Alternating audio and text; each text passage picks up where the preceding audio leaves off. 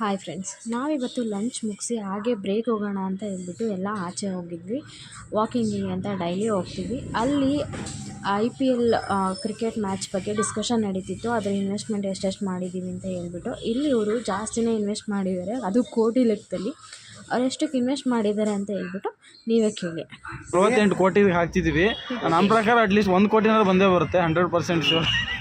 ಎಷ್ಟು ರೂಪಾಯಿ ಇನ್ವೆಸ್ಟ್ ಮಾಡ್ತಿದ್ದೀರಾ? 49 ರೂಪಾಯಿಗೆ.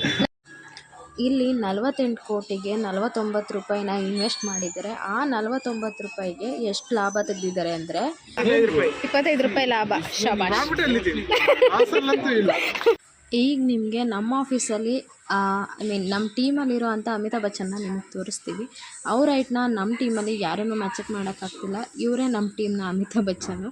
ಎಷ್ಟು ಹೈಟ್ ಇದ್ದಾನೆ ನೋಡಿ ಗೈಸ್. ಇದಾದಮೇಲೆ ಚೇತನ್ ಮತ್ತು ವೆಂಕಿ ಇಬ್ಬರೂ ಸ್ಕೂಟಿ ಮೇಲೆ ಹುಡುಗಿ ಥರ ಕೂತಿದ್ರು.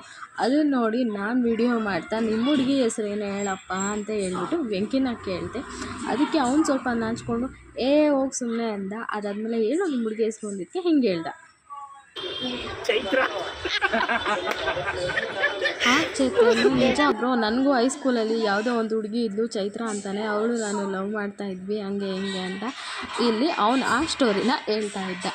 ಅದಾದಮೇಲೆ ನಾನು ನಿಮ್ಮ ಹುಡುಗನ ಹೆಸ್ರೇನು ಅಂತ ಹೇಳ್ಬಿಟ್ಟು ನಾನು ಕೇಳಿದೆ. ಅದಕ್ಕೆ ಅವನಿದ್ದವನು ನನ್ನ ಹೆಸ್ರನ್ನೇ ಹೇಳ್ದೆ. ಅದಕ್ಕೆ ನಾಚ್ಕೊಂಡು ಹೇಳು ಸ್ವಲ್ಪ ಅಂದಕ್ಕೆ ಹಿಂಗೆ ಹೇಳ್ದೆ.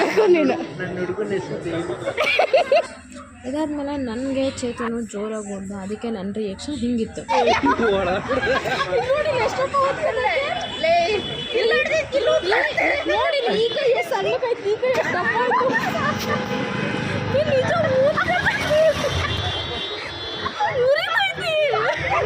ಅದೇ ಖುಷಿಗೆ ವೆಂಕಿಗೊಂದು ಒದೆ ಕೊಟ್ಬಿಟ್ಟು ಈ ವ್ಲಾಗ್ನ ಇಲ್ಲೇ ಮುಗಿಸ್ತಾ ಇದ್ದೀನಿ ಫ್ರೆಂಡ್ಸ್. ಬಾಯ್.